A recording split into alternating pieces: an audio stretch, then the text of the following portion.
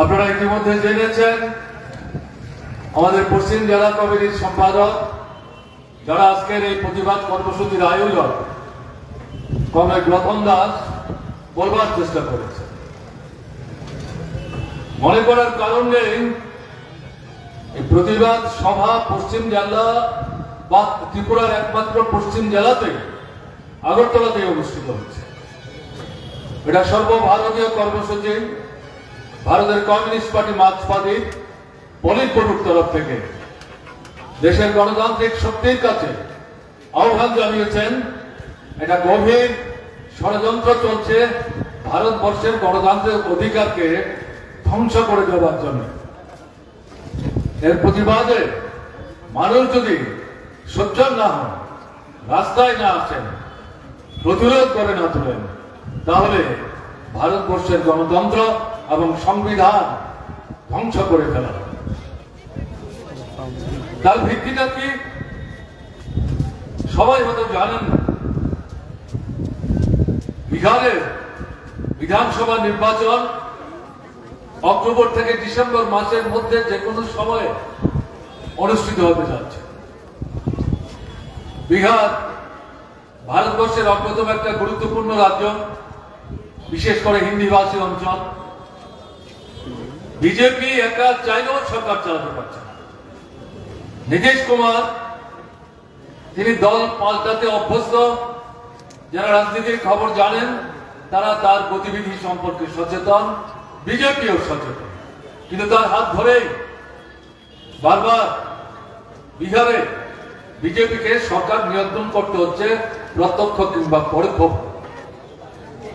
এই নির্বাচনের আগে হঠাৎ করে ভারতবর্ষের নির্বাচন কমিশন বিহারের ভোটারদের যে নামের তালিকা, সেই তালিকা নিবিড়ভাবে, ইংরেজিতে যে শব্দটা তারা ব্যবহার করেছেন ইন্টেন্সিভলি, নিবিড়ভাবে, গভীরভাবে, অর্থাৎ আদ্যপান্ত এই ভোটার তালিকাটি তারা পরীক্ষা করবে এবং দেখবেন অবৈধ ভোটার নাম এই তালিকাতে আছে কিনা।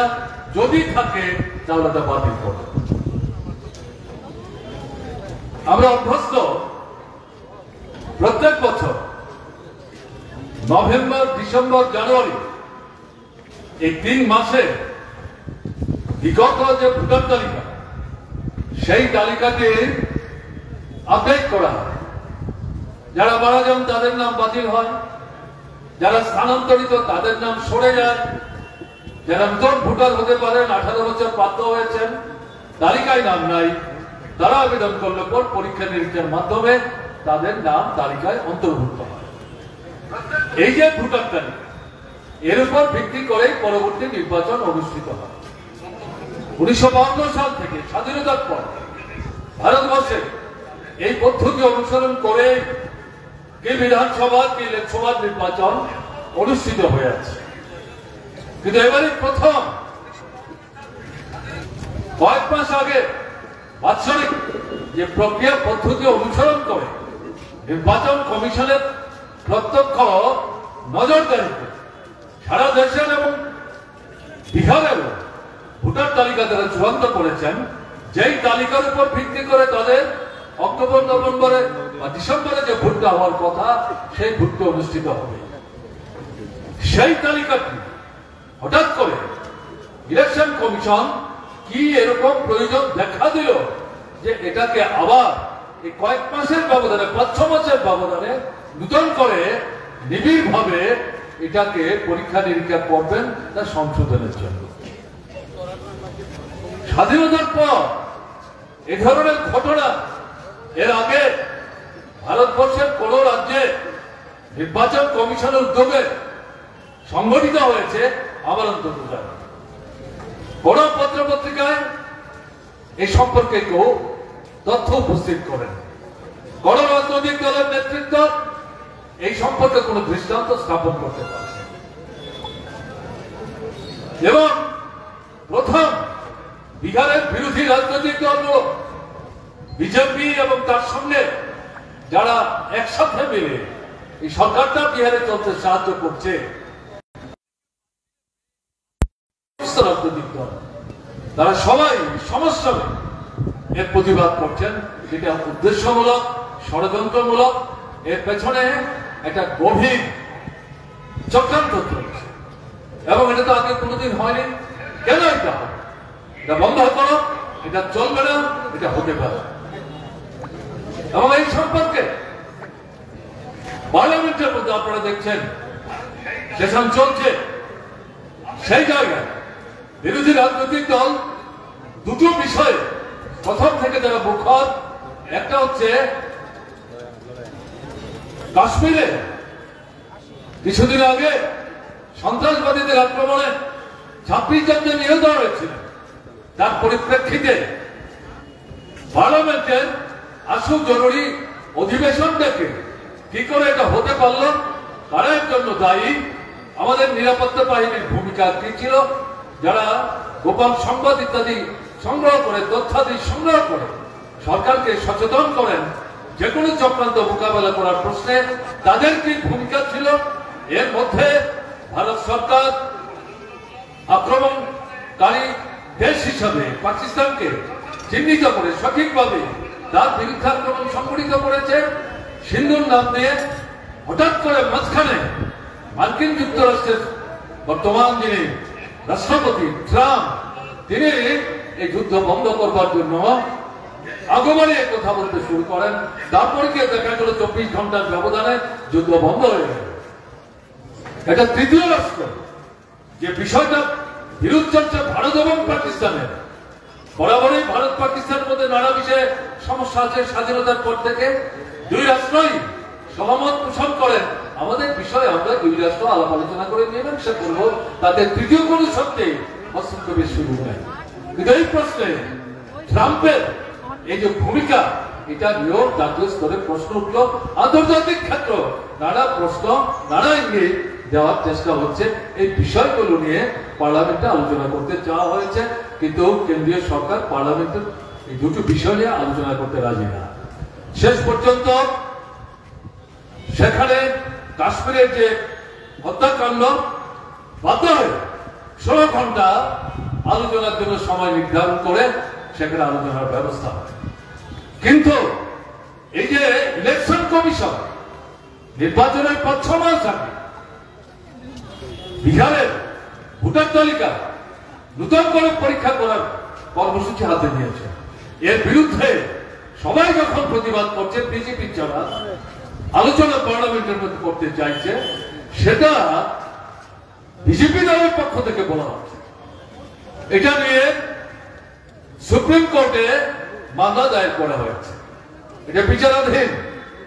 কাজেই যে বিষয়টা সুপ্রিম কোর্টে বিচারাধীন, এরকম একটা বিষয় নিয়ে পার্লামেন্টে আমরা কি করে আলোচনা করব? ভাবখানা এরকম যেরকম বিষয় নিয়ে অতীতে কোনোদিন পার্লামেন্টে আলোচনা হয়নি, এটা ঘটনা না। এরকম বহু দৃষ্টান্ত পার্লামেন্টে আছে। দ্বিতীয় বলছে ইলেকশন কমিশন একটা সাংবিধানিক স্বয়ংশাসিত স্বতন্ত্র সংস্থা, তাদের নয় পদক্ষেপ নিয়ে কি করে পার্লামেন্টের মধ্যে আলোচনা হবে, এটা নাকি সংবিধান বিরোধী হবে। আসলে বিজেপি বেকায়দায় করেছে, তাই এই বিষয় নিয়ে পার্লামেন্টের মধ্যে তারা কোনো আলোচনার দরজা খুলতে চাইছে না। বিজেপি এবং তার সহযোগী যারা, তাদের বাদ দিয়ে সমস্ত রাজনৈতিক দল পার্লামেন্টের অধিবেশন বসার আগে, পার্লামেন্টের অধিবেশন শুরু হলে পর সমাজস্তরে প্রতিবাদ করছেন, বিক্ষোভ প্রদর্শন করছেন। রাজ্যসভা এবং লোকসভায় অন্য কোনো কর্মসূচি হাতে নেওয়া যাচ্ছে না।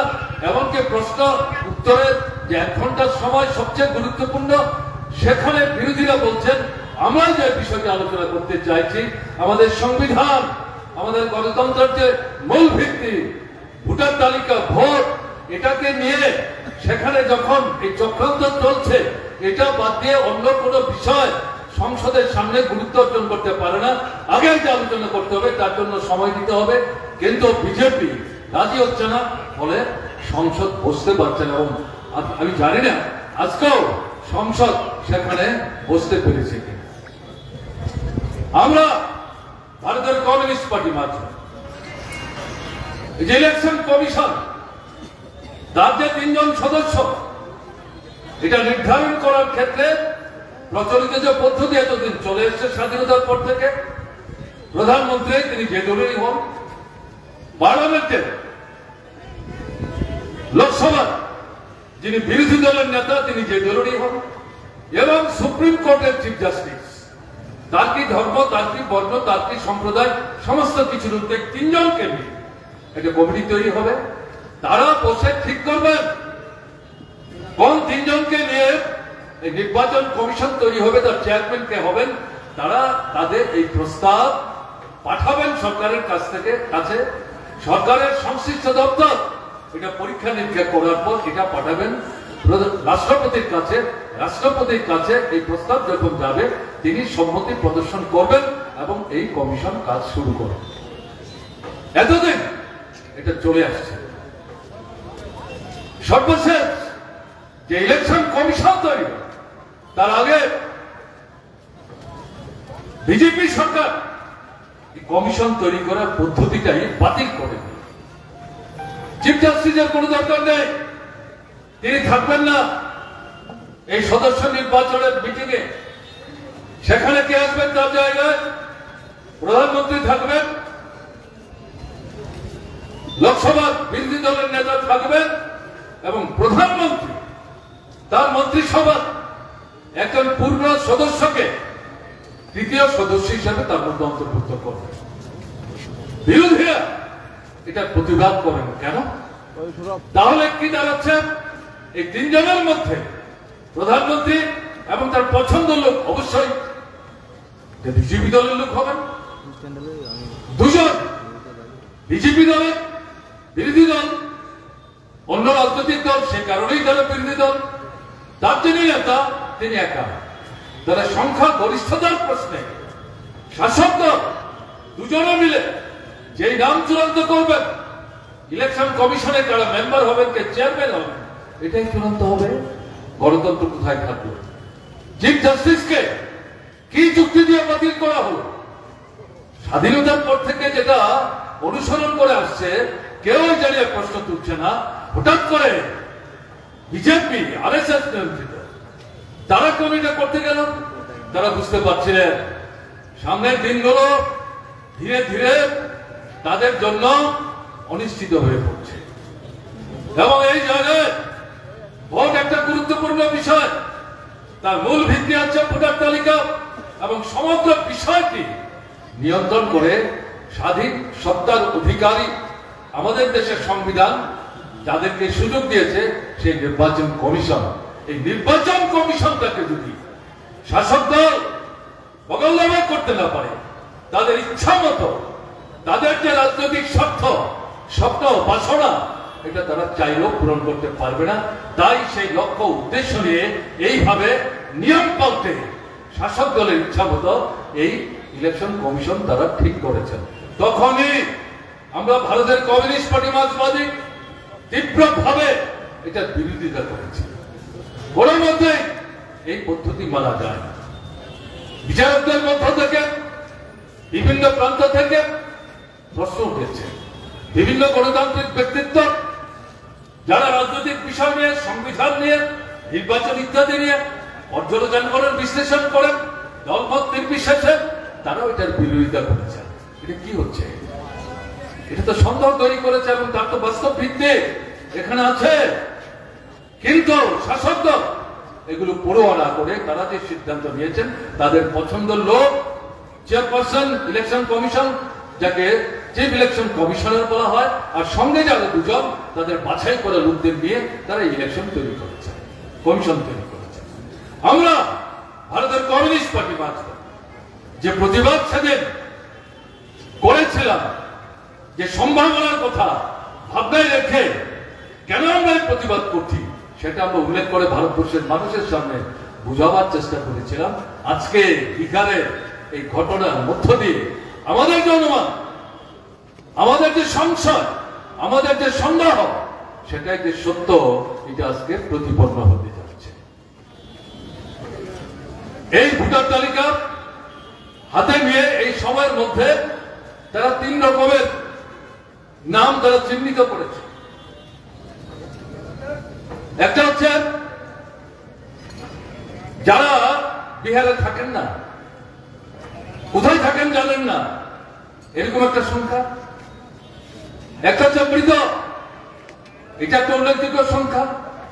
তৃতীয় হচ্ছে একজনের নাম বিভিন্ন কেন্দ্রে স্থান পেয়েছে। এই তিন ধরনের অভিযোগের কথা উল্লেখ করে প্রায় 65 লক্ষ ভোটারকে চিহ্নিত করে তাদের নাম বাদ দিয়ে নতুন করে বিহারের নির্বাচনের মুখে বিহারে সেখানে এই নির্বাচন ভোটার তালিকা, এই তালিকা তারা উপস্থিত করেছে। বিহারের বিরোধী রাজনৈতিক দলগুলো এই প্রক্রিয়াটাকে বিরোধিতা করছেন। সমস্ত বিজেপি ছাড়া অন্যান্য রাজনৈতিক দলগুলো এই প্রক্রিয়াটাকে বিরোধিতা করছে। এবং এতে প্রাথমিকভাবে যেটা দেখা যাচ্ছে, বিশেষ করে সংখ্যালঘু অংশের মানুষ, উপজাতি, তপশিলি, ওবিসি, গরিব অংশের মানুষ, দলিত অংশের মানুষ, শ্রমজীবী অংশের মানুষ, নুনন্তে যাদের পান্থ হয়, এই যে নামগুলো বাদ দেওয়া হল, এলাকাগুলো চিহ্নিত করে করে এক একটা বিধানসভা কেন্দ্রে 10 থেকে 15, 20 ভাগ করে এই অংশের মানুষ, এই অংশের ভোটার সবচাইতে বেশি।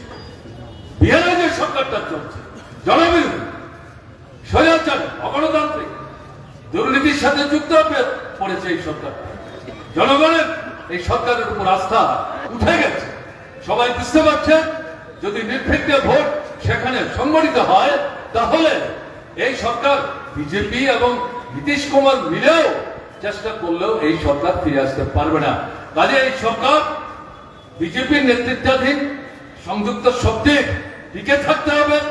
টিকে রাখতে গেলে পর ভোটে জিততে হবে, জিততে গেলে পর এই ভোটার তালিকা দিয়ে হবে না এবং সেখানে বাছাই করে চিহ্নিত করে এই অংশের ভোটারদেরকে বাদ দেওয়ার চক্রান্ত মাথায় দিয়ে এই ভোটার তালিকা সংশোধনের জন্য আকস্মিকভাবে স্বাধীনতার পর প্রথম ইলেকশন কমিশন এই কাজটা হাতে নিয়েছে। সবাই বলতে শুরু করেছেন এই জায়গায় ইলেকশন কমিশন যদি সাফল্য অর্জন করে, বিনা বাধায় এটা যদি করে উঠতে পারে, তাহলে তার পরের বছর আসাম, পশ্চিমবাংলা, তামিলনাড়ু, পন্ডিচেরি, কেরালা, এই 5টা রাজ্যের নির্বাচন অনুষ্ঠিত হবে। একমাত্র আসাম ছাড়া বাকি রাজ্যগুলোতে বিজেপি অস্তিত্ব নাই। 2-4টা আসন বাদ দিলে আসামেও এই সরকারটা জনবিরোধী ভূমিকা নিচ্ছে, দুর্নীতি এবং সরকার সমর্থক হয়ে গেছে সংখ্যালঘুদের বিরুদ্ধে বিশেষ করে। এবং এখন দেখা যাচ্ছে বঙ্গভাষী যারা, বাংলা ভাষী যারা, তাদের বিরুদ্ধেও সোচ্চার হতে শুরু করেছে।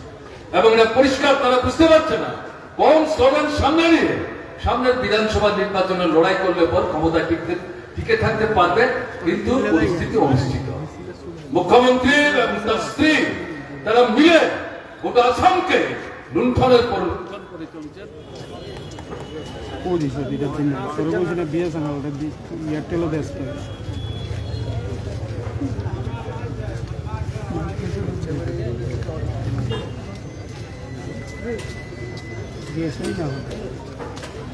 এইটা তুই দিচ্ছ সবসময়।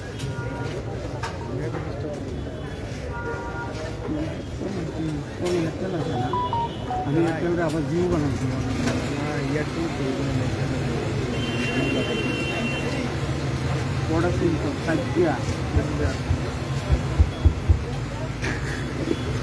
এর বিরুদ্ধে আসামে জনগণের মধ্যে ক্ষোভ, বিক্ষোভ তীব্র থেকে তীব্রতর হচ্ছে। ক্রমশ অবিজেপি শক্তিগুলো কাছাকাছি আসার চেষ্টা করছে। এই পরিস্থিতিতে বিজেপির চক্রান্ত এই আসন্ন পরবর্তী বছরে বিহারের পর এই নির্বাচনগুলিতেও ক্ষমতায় যেখানে আছে টিকে থাকা, যেখানে ক্ষমতার স্বাদ এখনো পায়নি সেখানে আসবার লক্ষ্য নিয়ে এই ভোটার তালিকাকে ভিত্তি করে চক্রান্তের জাল তারা বিস্তার করছে।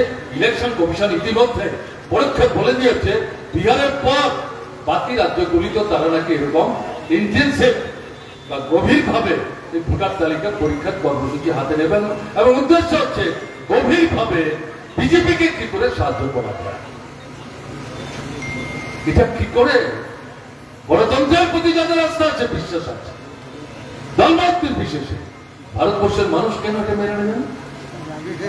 তাই এর বিরুদ্ধে আমাদের পার্টি, ভারতের কমিউনিস্ট পার্টি মাত্র আমরা আহ্বান জানিয়েছি। আজকে সারা ভারতবর্ষের রাজ্যে রাজ্যে যেখানে আমাদের যাই শক্তি আছে, প্রতিবাদে তারা সোচ্চার হচ্ছে।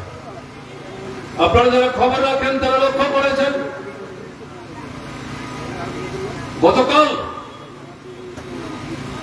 ইন্ডিয়া ব্লক তাদের নেতৃত্বের বৈঠক হয়েছে এবং তারা সহমত পোষণ করেছেন ঐক্যবদ্ধভাবে এই যে ভোটার তালিকা নিয়ে ইলেকশন কমিশন এই ষড়যন্ত্রমূলক কর্মসূচিতে বিজেপিকে সাহায্য করবার জন্য ভূমিকা নিচ্ছে, তার বিরুদ্ধে ঐক্যবদ্ধভাবে প্রতিবাদে তারা সোচ্চার হবেন। 11 তারিখ সংঘবদ্ধভাবে দিল্লিতে ইলেকশন কমিশনের কাছে তারা বিক্ষোভ প্রদর্শন করবেন এবং পরবর্তী কর্মসূচি তারা ঘোষণা করবেন। তার মানে মার্ক্সবাদী কমিউনিস্ট পার্টি যে আহ্বান রেখেছে, যে ভিত্তিকে আশ্রয় করে এটা সমস্ত রাজনৈতিক দল বিজেপি ছাড়া তারা উপলব্ধি করছেন, তার যথার্থতা আছে, বাস্তবতা আছে, তাই তারা ঐক্যবদ্ধভাবে এই কর্মসূচি আজকে ঘোষণা করেছে। বন্ধুগণ,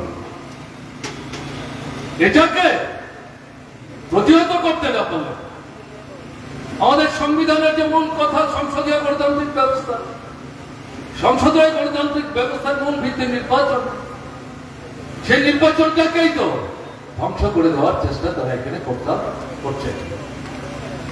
এটা নতুন ফেসিবাদী কায়দায় গোটা ভারতবর্ষের গণতন্ত্রকে ধ্বংস করবার লক্ষ্য নিয়ে বিজেপি অগ্রসর হওয়ার চেষ্টা করছে। ইতিহাসের অভিজ্ঞতা কি?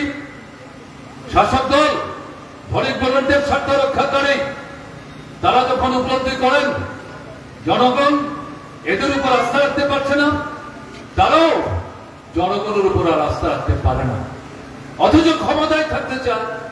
ক্ষমতায় থাকতে গেলে পর এখানে গণতন্ত্রের আলখাল্লা করে ভেতর থেকে গণতন্ত্রটাকে সংহার করে যে কোনো মূল্যে তারা ক্ষমতার গদি দখলে রাখতে চায়। এই যে পদ্ধতি, এটাকেই আমরা এখন বলছি নূতন কায়দার ফ্যাসিস্ট সুলভ প্রক্রিয়া এবং ভারতবর্ষে আরএসএস নিয়ন্ত্রিত বিজেপি এই পদ্ধতি অনুসরণ করে চলবার চেষ্টা করছে। আমাদের ত্রিপুরার অভিজ্ঞতা কি? 2018 পর এখন অব্দি যতগুলো নির্বাচন এই ত্রিপুরায় অনুষ্ঠিত হয়েছে গত 7.5 বছরের মধ্যে একটি নির্বাচন নির্বিঘ্নে অকুতভ হয়ে স্বাভাবিক পরিবেশ পরিমণ্ডলে সংগঠিত হয়। ভোটারদের একটা বিরাট অংশ ভোটের অধিকার প্রয়োগ করতে পারে, এমনকি তার পরবর্তী সময়ে গণনা কেন্দ্র পর্যন্ত ঠিক মতো মানুষ ভোট গণে উঠতে পারে। হচ্ছে ঘটনা।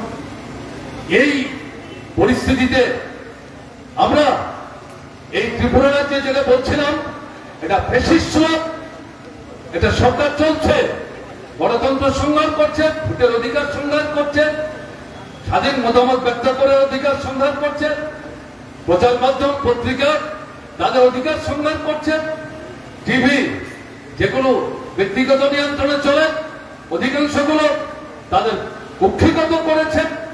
এরকম একটা জায়গায় দাঁড়িয়ে মানুষ যাতে বেঁচে থাকার জন্য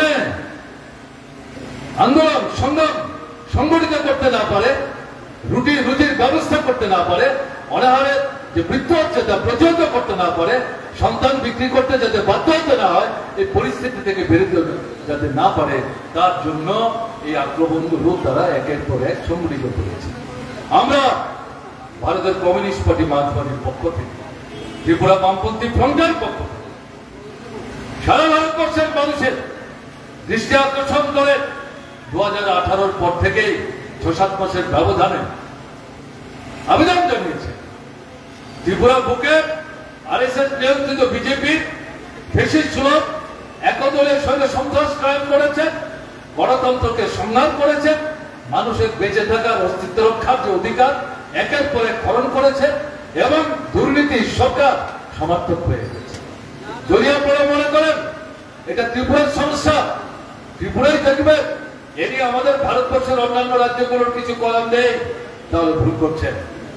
আজকে বিচ্ছিন্ন ভাবে এটা ত্রিপুরার সমস্যা বলা হতে পারে, কিন্তু বিজেপি আরএসএস পরীক্ষার কেন্দ্র হিসেবে ত্রিপুরাকে বাছাই করে তারা ভবিষ্যৎ দিনে যা করতে চায় সেটাকে তারা এখানে পরীক্ষা নিরীক্ষা করবার চেষ্টা করছে। যদি সাফল্য অর্জন করতে পারে গোটা ভারতবর্ষের পর্যায়ক্রমে প্রসারিত করবার চেষ্টা করবে। তাই আমরা ত্রিপুরার 40 লক্ষ মানুষ, তার বৃহত্তম অংশ এরকম পরিস্থিতি ত্রিপুরায় চলুক আমরা চাই না, কিন্তু আমরা নিজেরা বুঝি শুধু ত্রিপুরার একক বিচ্ছিন্ন প্রয়াসের মধ্য দিয়ে এই অশুভ শক্তিকে মোকাবেলা করা সময় সাপেক্ষ। সারা ভারতবর্ষের মানুষ গণতান্ত্রিক দৃষ্টিভঙ্গি সম্পূর্ণ জানা, তারা যদি এগিয়ে না আসেন ত্রিপুরার মানুষের সাথে হাত ধরাধরি করে এই যে অশুভ প্রবণতা, বিশৃঙ্খলা প্রবণতা, স্বৈর শাসন কায়েমের যে প্রক্রিয়া তাকে প্রতিহত করার ক্ষেত্রে যদি ভূমিকা না নেন তাহলে সামনের দিনে পর্যায়ক্রমে ভারতবর্ষ আক্রান্ত হবে এবং সেই জায়গা গোটা ভারতবর্ষের সংবিধান গণতন্ত্র তারা ধ্বংস করবে। আজকে আমাদের যে অভিজ্ঞতা বছর 4-5 আগে থেকে যে কথা আমরা বলছিলাম, ইলেকশন কমিশন সম্পর্কে যা বলছিলাম, ত্রিপুরার বিজেপির নেতৃত্বাধীন এই ফ্যাসিস্ট সরকার সম্পর্কে আমরা যা বলছিলাম, আজকে ইলেকশন কমিশনকে সামনে রেখে বিজেপির সরকার আরএসএস নিয়ন্ত্রিত ঠিক সেই জিনিস ভবিষ্যৎ দিনের ভারতবর্ষের বিভিন্ন রাজ্যে কার্যকরী করার জন্য একটার পর একটা পদক্ষেপ তারা নেওয়ার চেষ্টা করছে। এটাকে প্রতিহত করতে হবে। এটাকে প্রতিহত করার জন্য সারা ভারতবর্ষের গণতান্ত্রিক শক্তিকে ঐক্যবদ্ধভাবে ভূমিকা নিতে হবে। ভারতবর্ষের মানুষ ঐক্যবদ্ধভাবে ভূমিকা নিলে সাফল্য অর্জন তার কাছে অসম্ভব না।